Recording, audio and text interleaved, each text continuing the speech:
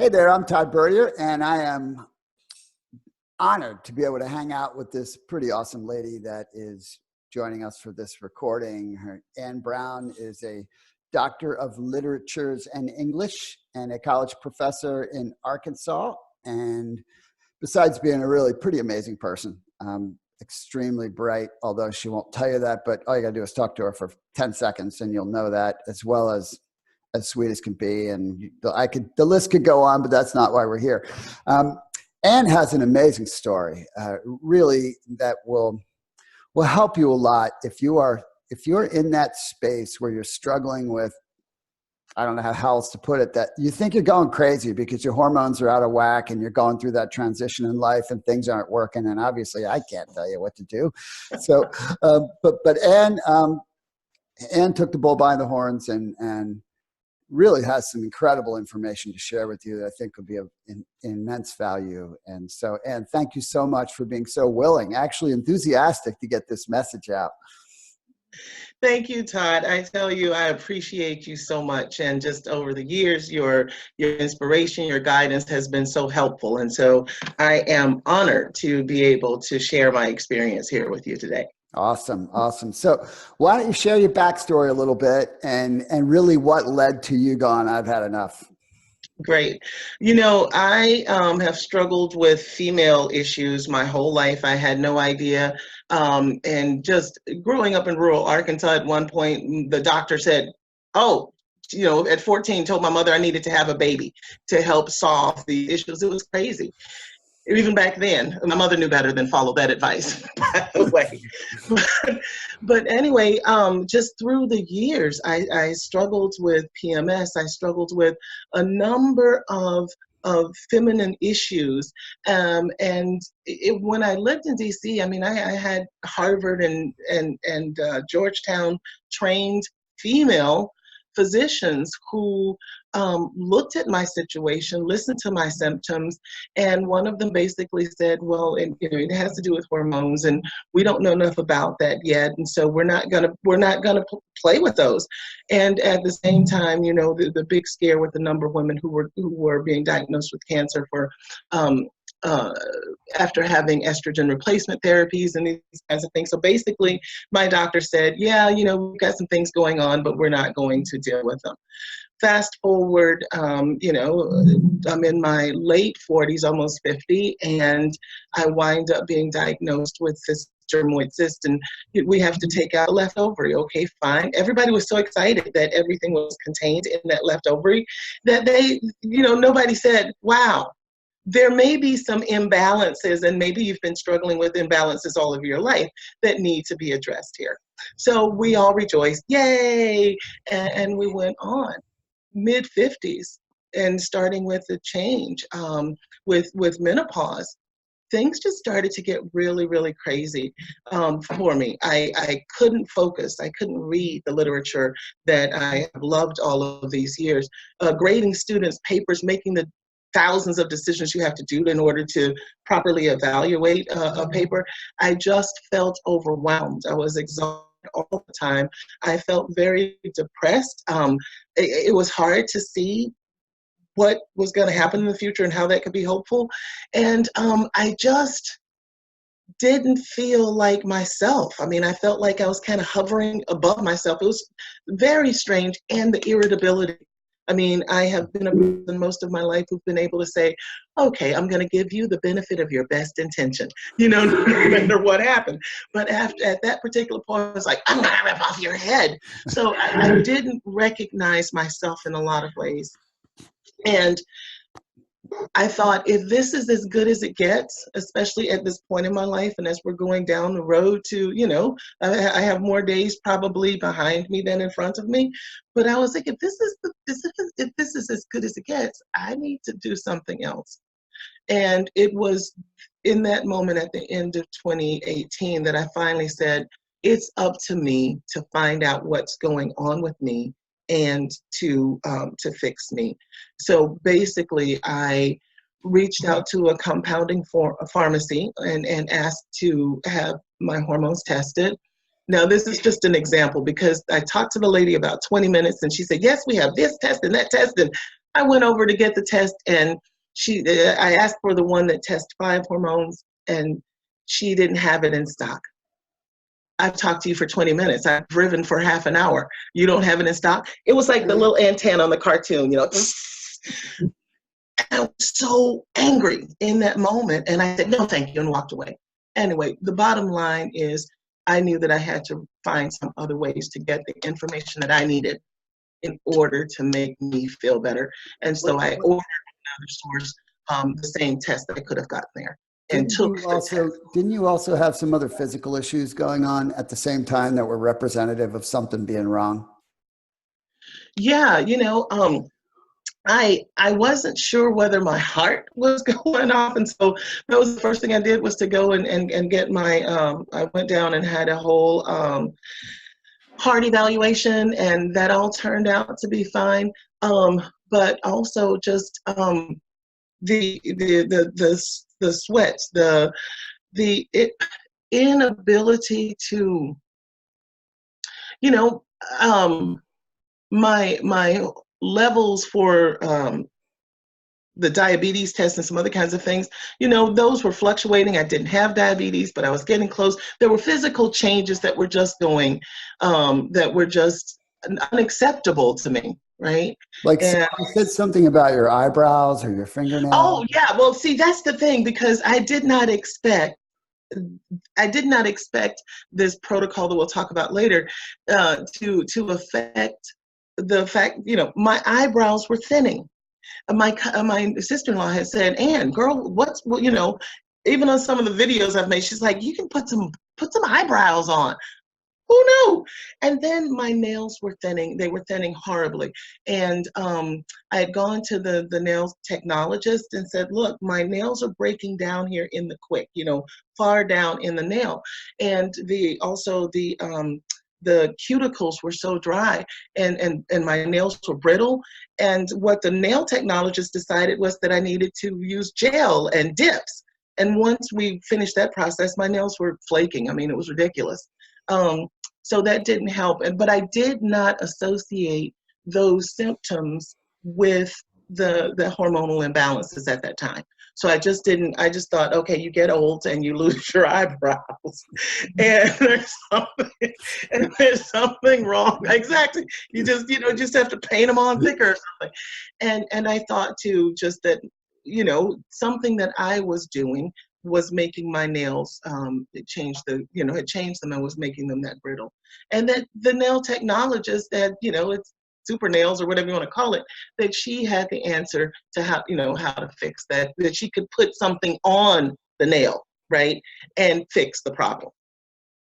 So yeah, those things were going on as well. But again, I think one of the key things, Todd, is that there's this plethora of symptoms and changes and things that are happening, and we don't know how to connect the dots. You know, we don't know that all of these things are related to a foundational nutritional deficiency that needs to be addressed. And I didn't connect those things at the beginning. So what about, so you ended up getting the test to test yourself for hormones. So what happened then? Right. It's a saliva test. And so you get this kit in the mail, and you wake up in the morning, you rinse your mouth out, you wait 5 minutes, you spit in a tube. And then over the course of the day, you collect your saliva and send it in. The test that I got was to test 8 different things. So it tested estrogen, progesterone, DHEA, and testosterone. And then it checked cortisol over the course of the day. So 4 times for cortisol. So that's how we get to the 8. And when I got my results back in about 5 days, I was shocked. I was shocked because the estrogen level was at 0.5, you know, the DHEA level 0.5, progesterone 0.5. Testosterone was the only one of the hormones that was in range. And then for the cortisols that are supposed to start out high in the morning and then decrease over the course of the day, mine started out high in the morning and went up over the course of the day. And so I had these aha moments when I looked at those results, because that was the point at which I realized that I'm not crazy. There's something physical, there's something physical going on here, and I can address those physical things.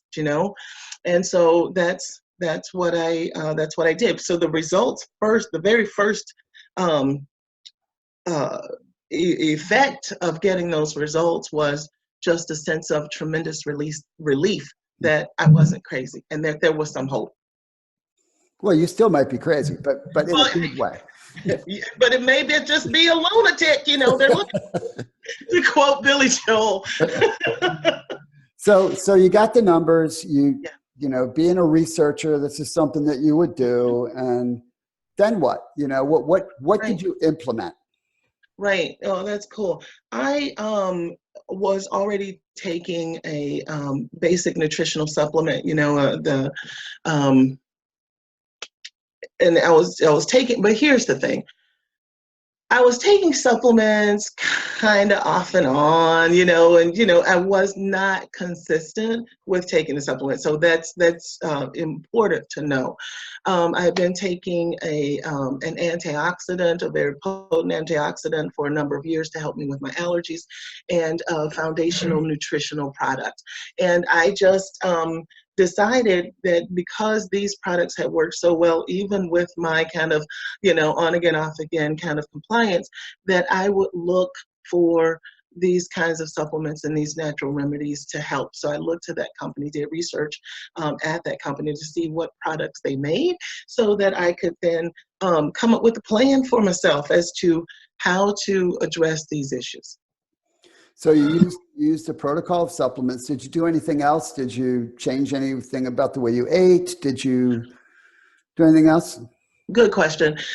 Yes, I did. I started looking at just eating more healthfully.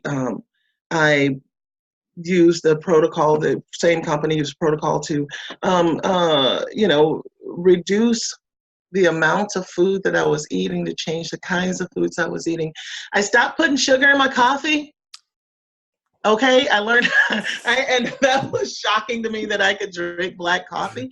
So yeah, I really started to eat on a more low-G plan. So tried to move out those things that might exacerbate the symptoms that I was having. I stopped eating nearly as much white bread, nearly as much processed food, and went back to more protein supplements and fresh fruits and vegetables. And I went to clean, lean proteins, particularly fish, turkey, and chicken. But what I didn't do is to necessarily increase my physical activity. I had been walking in the past, just ridiculous numbers of steps. But what I found too was hip pain, knee pain, foot pain, all of these kinds of things. And I just, so I didn't go back out and try to become physically active right away, because I felt like what was happening to me was happening in me, and that I needed to address first and foremost what was happening inside of me. And to me, that meant giving my body what it needed to be able to heal itself. All right. So essentially you did two things in that realm. You stopped putting stuff in your body that wasn't helping it, right? You reduced the amount of stuff that wasn't helping it. Right. Foods in general aren't necessarily highly nutritive, but you weren't at least eating stuff that was zero nutritive. Correct. And then you were supplementing the other side to make sure your body had a lot of raw material, because, well, like hormones, for example, your body uses vitamins and minerals to make those, right? So exactly. Okay, so that's what you went on, and then what changed for you physically and how over time? In about a week and a half to 2 weeks, I noticed that I felt better. It's interesting. I was sharing with one of my colleagues this sensation of kind of feeling like I was outside of myself. And she said a most insightful thing. She said, yeah, Ann, I felt like that twice in my life. She said both times it was after I had given birth, and so this postpartum kind of hormonal shift too. And so again, that was affirmation for me, because I felt like, okay, you're not crazy, because other people have felt this. And I felt it was affirmation that the connection that I had made between the symptoms and the hormones, right? So I started to feel better. I could focus. I could, it was easier to grade papers. I felt a sense of lightness, and so a less depressive kind of mood, and just a sense of hopefulness. I found myself being able to get up, first to sleep well, because that's another thing I didn't talk about, right? The insomnia, the interrupted sleep just was insane too. I couldn't stay asleep all night, and then just waking up with worry. And that only exacerbated everything else that was going on. So I found that I was sleeping better. But I didn't want it just to be, I took these supplements and then I'm feeling better. Yay! I didn't want it to be like, just a placebo. Was it a placebo effect? Did I just believe that, okay, I'm taking these supplements now, so woo, now I know I'm feeling, now I'm feeling better. And I wanted to be able to look at and to connect those dots, as I said earlier, and to have the data that supported that the changes that I made over here by providing my body with the nutrients that it needs, created the effects that I felt over here. The feeling better, the having more energy, the being able to focus more, and so on. The eyebrows coming back, and nails that actually don't flake off and brittle and break down very easily. So you've had obviously a significant life change through this life change period. Yes. So what did your numbers say? Because you're a researcher. You didn't want to just say, I took this and I feel better. I got to be able to show you. Exactly. Right. So yes, exactly right. One of the things that in one of the aspects of my job is to teach students to have the data, to have the quantifiable evidence there to prove that whatever you did here caused that. And so I took the initial test in January, and then 4 months later, I just thought that would be enough time. Let's give it a third of the year. And I took the test again, and what I found was that all of my numbers were in normal range now. Right? I'll say that again, incredible, except one. All of the numbers were in normal range. In January, the only one of the numbers that was in normal range was testosterone, all right? Imagine the range when you look at the proportion.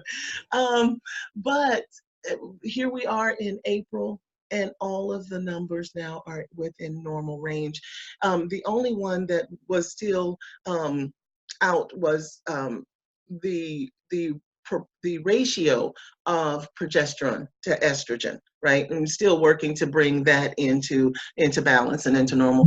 But this test that tested 8 different things, January, 7 of them are either high or low, right? And only 1 is in normal. April, 7 of them are normal, and only 1 is out of range. I mean, that's a total flip-flop. What does that? Right? Well, what does that? The human body does it when it gets what it needs to do, right? And so you had this experience where you were noticing, I don't want to say you were getting back to normal, but you were becoming you again and feeling better and seeing physical evidence in all kinds of areas. And then you're like, the numbers say I should be better. Absolutely. Absolutely. And I lost weight too. Todd, from that time, I lost right around 25 pounds, and I've continued to lose weight. Now, I went on a cruise and just lost my mind, but some other things. But the bottom line is that the weight loss too is coming into a better range. We're headed toward normal. Still a long, long way to go. But the bottom line is that this correlation between, for example, cortisol and weight loss. I mean, if my cortisol is high and it's not falling off over the course of the day, then weight loss for me is going to be significantly impeded, let's say, Not impossible. if not possible. Exactly. And so that was another just very, it was another very happy outcome that I had not necessarily expected, along with the nails and the brow and other things.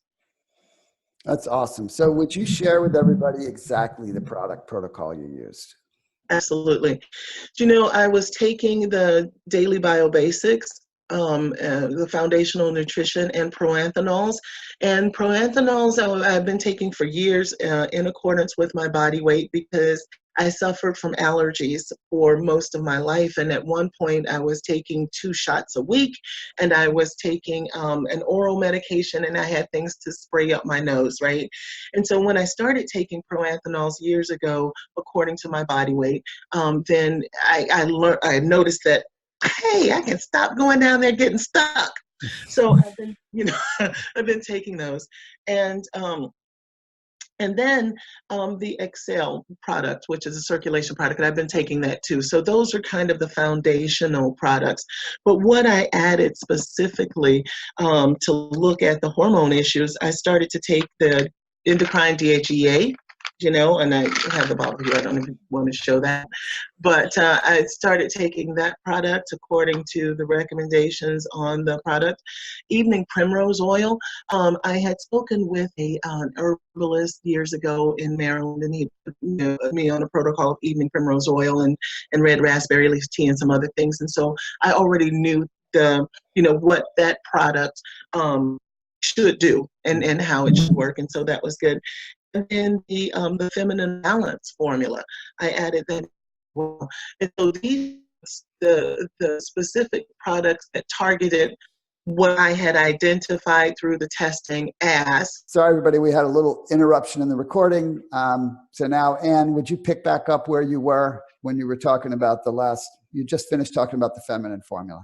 Right. And so those are the products, the issue specific products that I added in, and just, the feminine balance, the evening primrose oil, and the DHEA, endocrine DHEA products. And those on top of the foundational products that I was already taking is what I took during that time.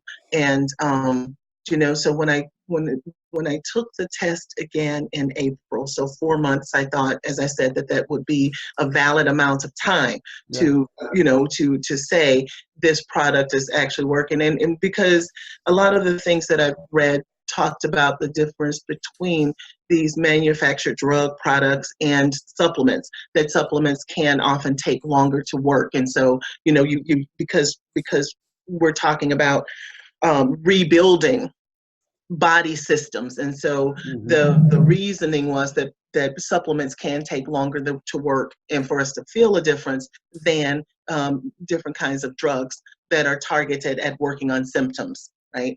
And so I wanted to give myself a large enough period of time that that I could account for that, for this. You. Mm-hmm. So, one thing that you pointed out that I just want to kind of reiterate for those watching this is that your body uses the foundational nutrients to do everything. And when you then put the specialty items on top of foundation, your body can use them in the best way possible. That's how you get enhanced results in what is relatively a short period of time. I mean, you felt better pretty fast, but in the empirical data, really for that amount of time is pretty amazing.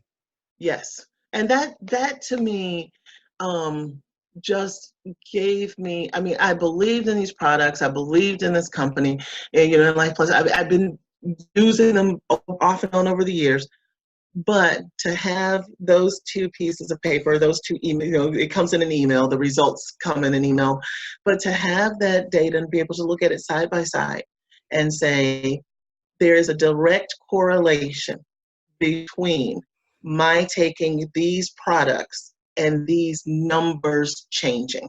That was significant as far as building, not just building, but expanding the confidence that I already had in these products.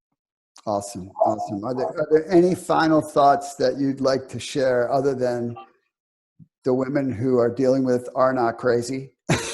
Right. You know, don't go through this thing by yourself. There's no need. I thought about in the scripture how it tells the older women to teach the younger women, and I think that we've lost some of that in our culture as far as we as women be passing on to each other the information that we need in order for us to thrive at each stage in our life. I mean, our lives should be testimonies to creativity and joy and love and peace and, you know, all of this kind of thing all the way through. No, you know, no matter the stages.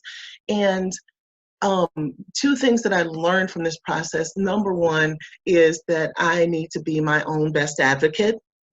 Right? Because I have told doctors over the years consistently, these are the symptoms. This is what I'm going through. This is what's happening. And I'm grateful for those doctors. I'm grateful for the technology that allows us to do the studies and know where we are. But I did not get, I don't feel, the kind of help I actually need to fix the foundation of the problem. So number one, this idea of being my own best advocate.